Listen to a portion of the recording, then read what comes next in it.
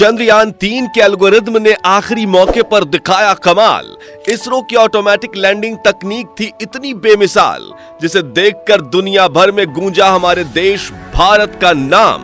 Vikram lander के सामने fail हुए नासा, रूस और चीन के महंगे अंतरिक्ष यान। दोस्तों, 20 अगस्त के दिन रूस के लूना 25 के क्रैश के बाद पूरी दुनिया की नजर सिर्फ इसरो के चंद्रयान पर ही टिकी हुई थी और हर तरफ विक्रम लैंडर की लैंडिंग को लेकर कौतूहल का माहौल बना हुआ था। चारों तरफ इसरो और चंद्रयान-3 की ही बातें चल रही थी। इसी बीच इसरो ने इतनी बड़ी गुड न्यूज दे दी, जिसे सुनकर हर भारतीय की आंखों में खुशी के आंसू छलक आए हैं। पूरी दुनिया में भारत की इस अपार सफलता के गुणगान गाए जा रहे हैं। जी हां, 2014 में इसरो द्वारा देखा हुआ सपना आज पूरा हो चुका है और चंद्रयान-3 के विक्रम लैंडर ने चांद के दक्षिणी ध्रुव की सतह पर सफल लैंडिंग करके ऐसा कमाल कर दिखाया है जो अमेरिका, चीन और रसिया जैसे बड़े देश भी नहीं कर पाए हैं। तो कैसे थे इस मिशन के आखिरी 20 मिनट? कैसे चंद्रयान मिशन में विक्रम लैंडर ने चखा सफलता का स्वाद? जानने के लिए कुर्सी की पेटी बांध लीजिए। चलिए हमारे साथ विक्रम लैंडर की लैंडिंग के रोमांचक सफर पर। दोस्तों, 23 अगस्त के दिन पूरे भारत में टेंशन का माहौल छाया हुआ था और जैसे जैसे शाम करीब आ रही थी, हम सभी की धड़कनें तेज होती जा रही थी, क्योंकि इसी शाम चंद्रयान-3 की लैंडिंग होने वाली थी। इसरो के वैज्ञानिकों की कठिन परीक्षा होने वाली थी और यही शाम भारत की किस्मत लिखने वाली थी। इसलिए शाम के 5:20 पर जब इसरो ने चंद्रयान-3 की लैंडिंग का लाइव टेलीकास्ट शुरू किया, तो 140 करोड़ भारतीय अपने मोबाइल और टीवी स्क्रीन के सामने नजरें गड़ाए बैठ गए और प्रधानमंत्री नरेंद्र मोदी भी साउथ अफ्रीका से इसरो के साथ लाइव जुड़ गए थे और सभी उस पल का इंतजार कर रहे थे जब विक्रम लैंडर की लैंडिंग शुरू होने वाली थी।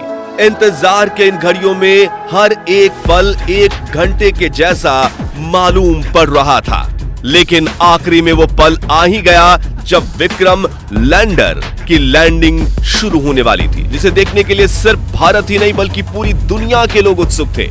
और इस मिशन को लाइव देखने से भारत के दुश्मन देश यानी चीन और पाकिस्तान भी खुद को नहीं रोक पाए थे। तो आखिर क्या हुआ आखिरी के उस 20 मिनटों में, जिसके बाद चंद्रयान-3 ने इतिहास रच दिया?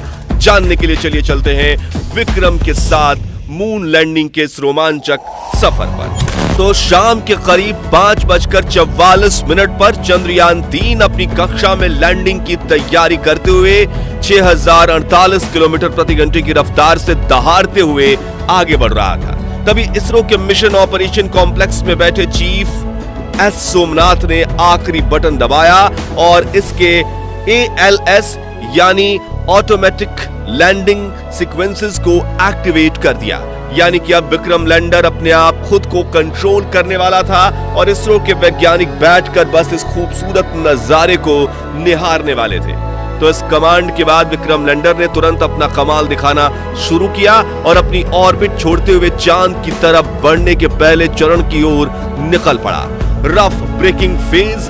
दोस्तों, लैंडिंग के इस पहले पड़ाव में विक्रम लैंडर ने 30 किलोमीटर की ऊंचाई से चांद की सतह की तरफ बढ़ना शुरू किया और धीरे धीरे गोल चक्कर लगाते हुए ये नीचे उतरने लगा। इस दौरान शुरुआत में इसकी रफ्तार 6000 किलोमीटर प्रति घंटा थी, लेकिन इसके अपने चारों डीबूस्टर इंजन को ऑन करके विपरीत दिशा में दबाव देने से धीरे धीरे रफ्तार कम होने लगी। करीब 11 मिनट 30 सेकंड्स के बाद इसने अपनी रफ्तार को 1300 किलोमीटर प्रति घंटा कर दिया था और ये सतह से सिर्फ और सिर्फ 7.4 किलोमीटर ऊंचाई तक पहुंच चुका था।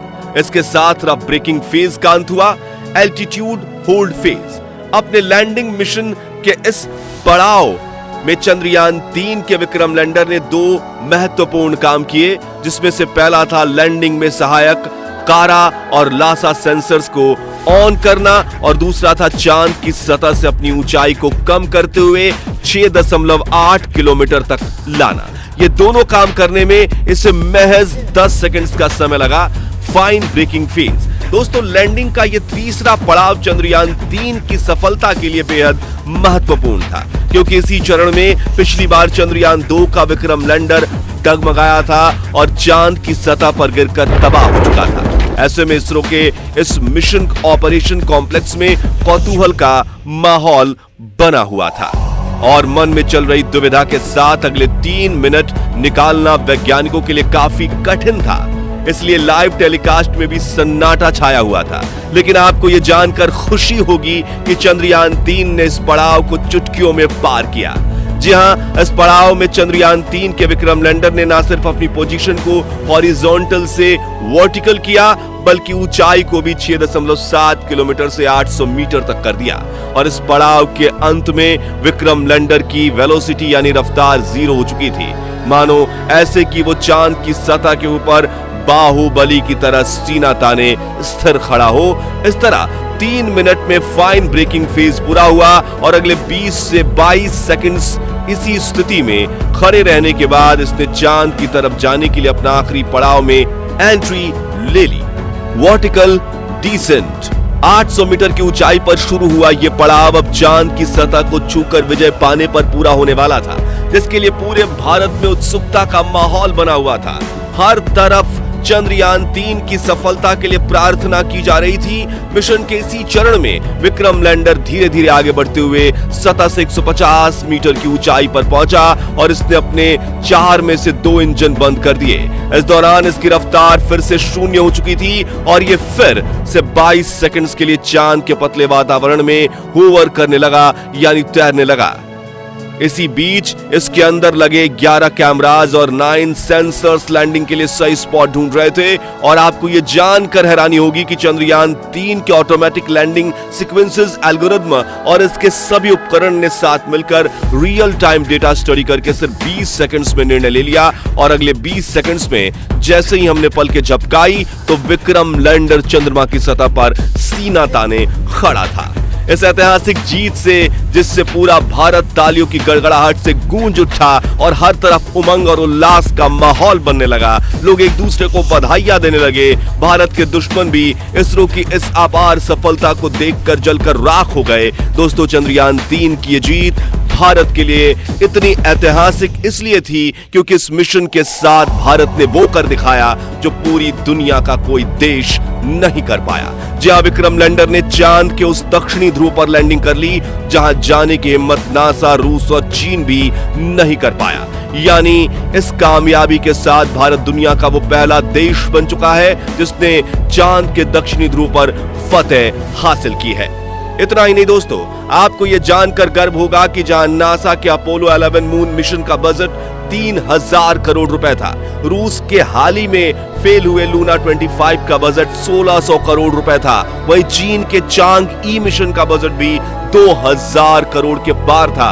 इसरो ने वही काम सिर्फ 615 करोड़ में करके दिखाया है। इसलिए दुनिया भर की स्पेस एजेंसीज में इसरो के नाम की जय जयकार हो रही है। वहीं अमेरिका, रूस और यूरोप जैसी स्पेस एजेंसीज जो शुरुआती दिनों में इसरो की तरफ देखती तक नहीं थी, वो सभी स्पेस एजेंसीज आज इसरो के साथ स्पेस मिशन करने के लिए लाइन लगाकर खड़ी हैं। सोचिए, इससे बड़ी गर्व की बात आखिर क्या हो सकती है। साथियों, चंद्रयान 3 मिशन की सफलता को देखकर साउथ अफ्रीका में बैठे प्राइम मिनिस्टर नरेंद्र मोदी भी खुशी से गदगद हो गए थे और उन्होंने अपने भाषण में इसरो के वैज्ञानिकों की जमकर प्रशंसा भी की। साथ ही उन्होंने इसरो के वैज्ञानिकों को बधाई देते हुए कहा कि आज के दिन हर भारतीय अपने घर